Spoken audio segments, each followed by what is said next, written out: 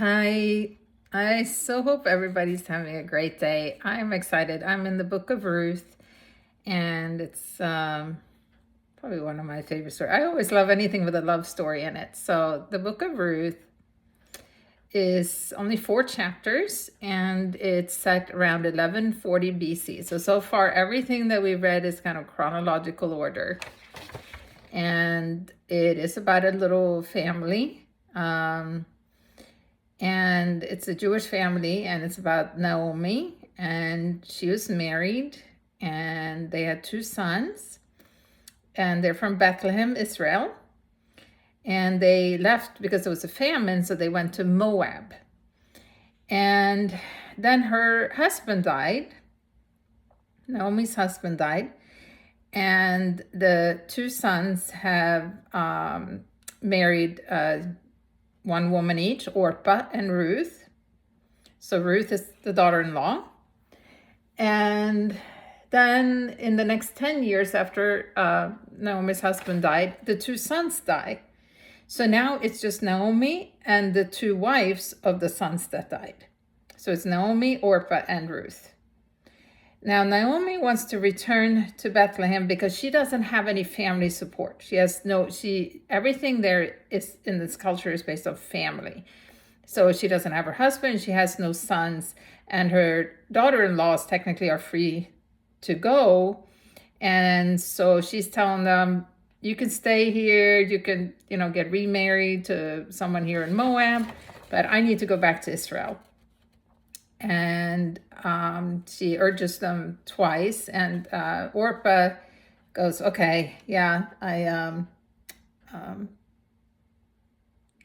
going to stay here. But Ruth says in chapter 1, verse 16, whenever you go, I will go, and wherever you lodge, I will lodge. She decides to stay faithful to the family and her loyalty to her husband indirectly by taking care of his mother, even though her husband has died and she's technically free to go. So they travel back to Israel. In Israel, Ruth goes to pick grain for them to have something to eat and to make some money maybe.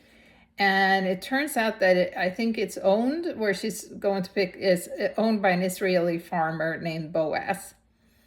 And he happens to be a relative of Naomi, and so, or of her husband, maybe. Not sure if it's her or her husband, the deceased husband. So Ruth comes back and says, oh, I met Boaz. And so they decide, hey, there is cultural expectation that when a woman dies, when a woman's husband dies, one of the husband's brothers is supposed to marry her to keep her in the family, because back then they had several wives. So even though you might already have a wife, you're supposed to marry your deceased brother's wife also if he passes away, to keep protecting her and keeping her in the family. And that's called the family redeemer. And so Ruth goes to Boaz, actually kind of at night, wakes him up and says, hey, would you be our family redeemer and basically take care of me, marry me? So they find out that there's a closer relative, and so it's kind of his duty.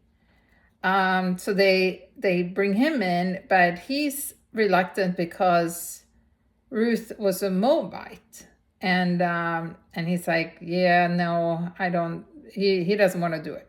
So then he gives permission for Boaz to do it, and so Boaz marries her because, and he didn't kind of have to either, but he wants to because he is so infatuated by her deep faith and loyalty to Naomi and to her deceased husband. He just thinks that it so speaks of her character, and he calls her noble.